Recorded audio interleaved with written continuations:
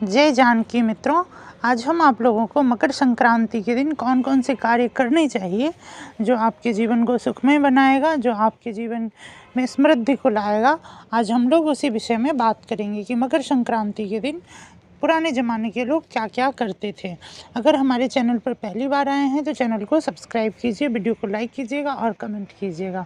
मित्रों, मकर संक्रांति संपूर्ण विश्व में संपूर्ण भारतवर्ष में जहाँ भी लोग विश्व में जहाँ भी लोग सनातनी रहते हैं वो सभी मकर संक्रांति का त्यौहार बहुत ही धूमधाम से मनाते हैं।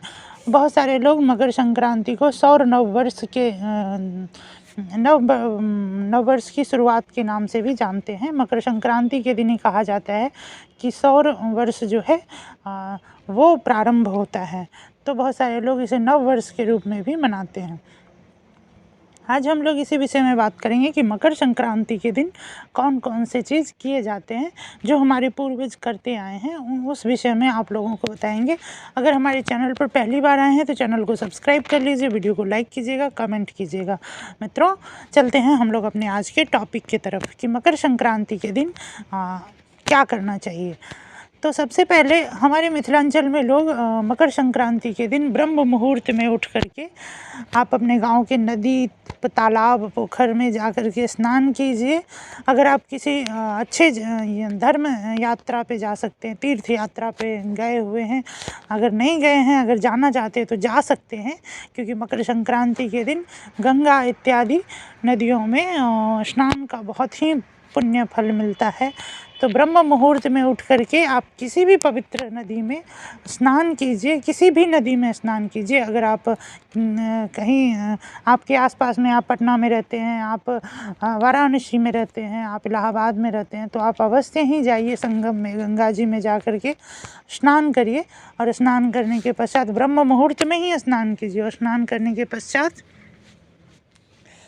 भगवान सूर्य को अर्घ्य दीजिए। कैसे देना है? तो भगवान सूर्य को तांबे के लोटे में क्या करना है, जल भर लेना है, उसमें गुड़ मिला लेना है, काला रंग का तिल मिला लेना है, और फिर जा कर के भगवान को अर्घ्य देना है। उसमें लाल कलर रंग का फूल भी मिला सकते हैं, और लाल चंदन भी मिला सकते हैं, काला तिल मिला लीजिए, और ये सब मिला करके और क्या कीजिए, भगवान को अर्घ्य दीजिए, भगवान सूर्य को अर्घ्य दीजिए। और उसके पश्चात जल से बाहर आ करके लाल रंग का वस्त्र धारण कीजिए। सूर्य को पिता का स्वरूप माना गया है, इसीलिए आप अपने पिता की सेवा कर सकते हैं, उन्हें कुछ अच्छा उपहार दे सकते हैं। मकर संक्रांति के अवसर पर आप अपने पिता को लाल रंग का वस्त्र दीजिए, ताकि उन पे अच्छा लगे, उनके लिए उनको जो प्रिय चीज़ हो वो करिए उनके लिए, तो सूर्य भगवान अत्यंत प्रसन्न होंगे। मकर संक्रांति के दिन स्नान से पहले, अगर आप घर में हैं तो स्नान करने से पहले तिल को जल में मिला करके स्नान करना चाहिए। अगर आप उपटन लगा सकते हैं तो वो भी लगाइए, तिल का उपटन पीस करके उपटन बनाइए और उसको शरीर में लगा करके उसके पश्चात जल में तिल मिला करके स्नान कीजिए। इससे शनिदेव प्रसन्न होते हैं। और मकर संक्रांति के दिन स्नान करने के पश्चात, क्योंकि ठंड बहुत ज़्यादा रहती है मकर संक्रांति में, तो तिल का जो लकड़ी होता है, जिसे तिलाठी कहते हैं मिथिलांचल में लोग, उसको जला करके और वहाँ पर बैठ करके मतलब आग सेकते थे। ऐसा कहा जाता था कि तिल की लकड़ी का आग सेकने से उस दिन बहुत पुण्य प्राप्त होता है।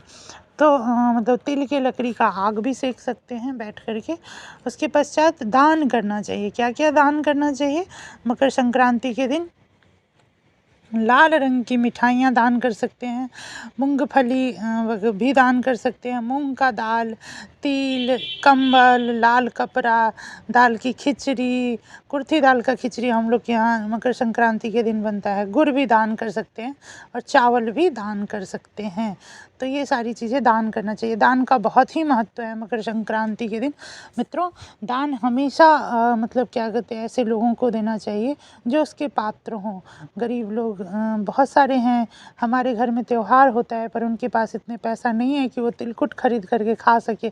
आप जानते हैं मार्केट में कितना महंगा मिलता है तिलकुट वगैरह, कहाँ से खा पाएंगे वो लोग। एक पैकेट खरीद करके स्लम्स में जा करके, अगर आप शहर में रह रहे हैं तो उन बच्चों को दे दीजिए। वो प्रसन्न, उनके मुख पर जो प्रसन्नता होगी वही आपके पुण्य के कारण बनेंगे। तो आप उनके लिए ये काम अवश्य ही करें। जो सुहागन स्त्रियां हैं उन्हें भी दान करना चाहिए। वो अपने पति की लंबी आयु के लिए सुहाग की वस्तुएं दान कर सकती है। और आम की लकड़ी को जला करके और फिर जा कर के हमारे यहाँ गांव में देखते थे कि हमारे यहाँ पंडित जी आते थे पूजा करवाने के लिए। महादेव पूजा होता था संक्रांति के दिन, पार्थिव शिव का निर्माण करके, और उसके पश्चात पंडित जी आते थे लेकर के और वहाँ पे बैठ कर के आंगन में तुलसी चौरा के पास बैठ कर के महादेव पूजा करते थे। और वहाँ पे सब लोग बैठते थे और फिर जा कर के पूजा के पश्चात उनको दही चूड़ा खिलाया जाता था।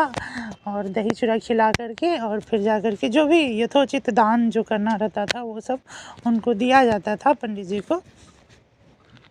और पंडित जी जो थे वो आम की लकड़ी जला करके 108 बार गायत्री मंत्र का जाप करते हुए हवन करते थे। ऐसा कहा जाता है कि इससे मतलब घर की बीमारियां ख़त्म होती है।